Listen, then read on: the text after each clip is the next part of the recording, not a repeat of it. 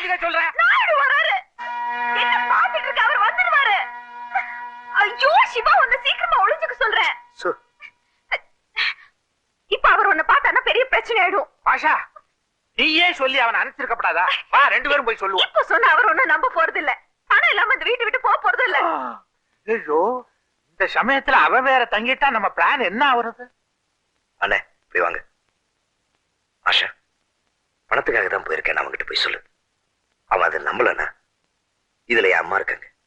அம்மா மேல சத்தியமா பணத்தோட வந்து சாந்தியோட கல்யாணத்தை முடிச்சு வைக்கிறேன்னு நான் சத்தியம் பண்ணதை அவன்கிட்ட சொல்லு.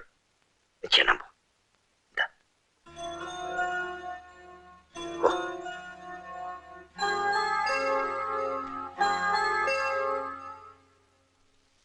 ஏய் சிவா, என்ன அம்மா பேர்ல எல்லாம் சத்தியம் பண்ற?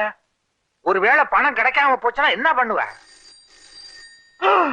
ஐயோ,